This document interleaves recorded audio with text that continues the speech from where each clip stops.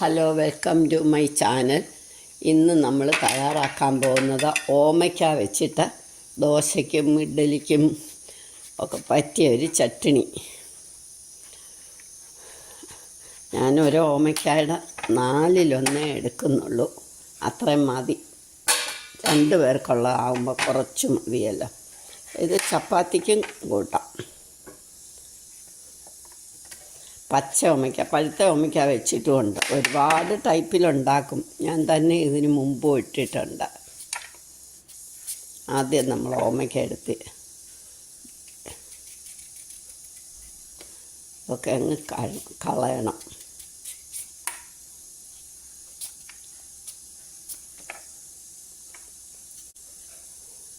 പൊട്ട ഓമയ്ക്കയാണെങ്കിലും നല്ലതാണ്.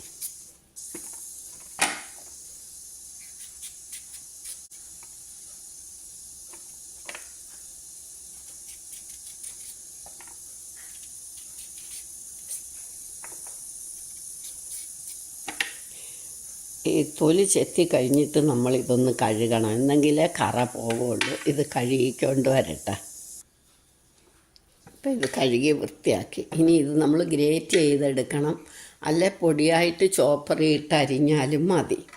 ഞാൻ ഗ്രേറ്റ് ചെയ്തെടുക്കുക.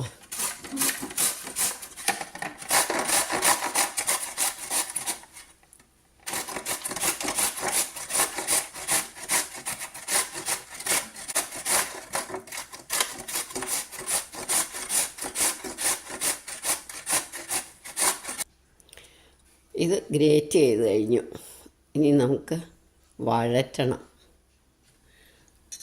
ഒരു ചീനച്ചട്ടി അടുപ്പിൽ വെച്ചിട്ട് 1 ടേബിൾ സ്പൂൺ എണ്ണ ഒഴിച്ച് നമുക്കിത് നന്നായിട്ടങ്ങ് ആദ്യം മുളക് വഴറ്റിയെടുക്കണം.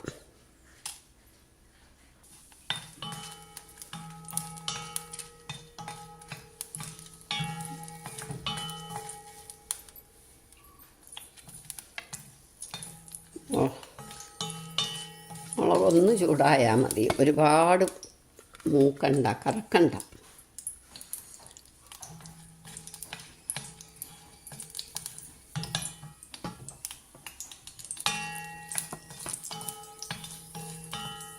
ഇനി ഇതിങ്ങെടുക്കാം. ഇനി നമുക്ക് ഈ ഓമയ്ക്ക ഗ്രേറ്റ് ചെയ്തത് അങ്ങോട്ടിടാം.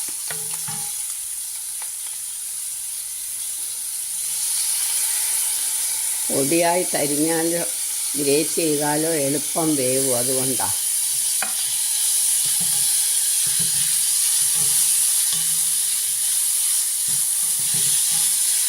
ഇനി ഇതിനകത്തേക്ക് ഉപ്പും മഞ്ഞൾപ്പൊടി ഇടണം. പാകത്തിന് ഉപ്പ്.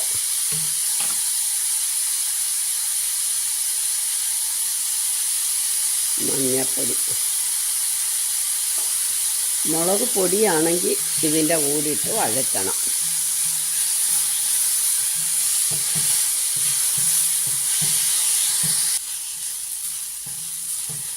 ഇനി നമുക്ക് കറിവേപ്പില,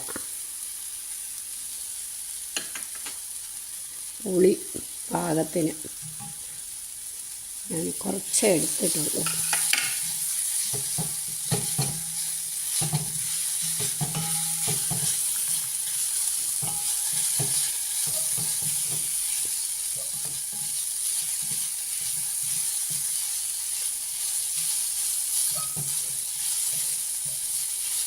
നിങ്ങളെല്ലാവരും ഒന്ന് ചെയ്ത് നോക്കണം. സബ്സ്ക്രൈബ് ചെയ്തിട്ടില്ലാത്തവർ സബ്സ്ക്രൈബ് ചെയ്യണം. ലൈക്ക് ചെയ്യാനും ഷെയർ ചെയ്യാനും മറക്കരുത്. ഞാൻ മുളക് ഒഴിഞ്ഞിട്ടു. ഇനി ഇത് നമുക്കൊന്ന് ഓഫാക്കാം. ഇനി ഇത് അരച്ചുകൊണ്ട് വരാം. അരയ്ക്കുമ്പം വെള്ളം വേണ്ടി വരത്തില്ല. വേണമെങ്കിൽ ഇത്തിരി തിളപ്പിച്ചരച്ച വെള്ളം ഒഴിക്കണം. ഇനി ഇത് അരച്ചുകൊണ്ട് വരാം. ഇപ്പം ഇത് അരച്ച് കഴിഞ്ഞു. ഇനി നമുക്ക് പാത്രത്തിലോട്ട് എടുക്കാം.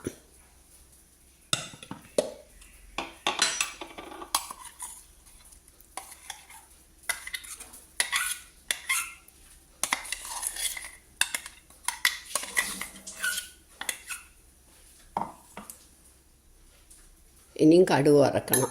ഇനി നമുക്ക് കടുക് വറക്കണം. അതാ ഞാൻ ആ പാത്രത്തിൽ തന്നെ കടുക് വറക്കുന്നത്. അപ്പോൾ അതിനകത്തോട്ട് ഇടാവല്ലോ. ഇനി നമുക്ക് മുളക്, കറിവേപ്പിലയും കടുകും ഇട്ടാൽ മതി. പൊട്ടുമ്പോൾ ഇതിനകത്തോട്ട് അങ്ങ് ഒഴിക്കാം.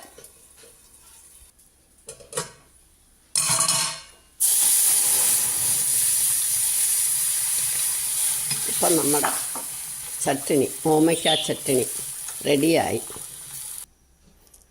നമ്മുടെ ഓമയ്ക്ക അല്ലെങ്കിൽ പപ്പായ ചട്നി റെഡിയായി.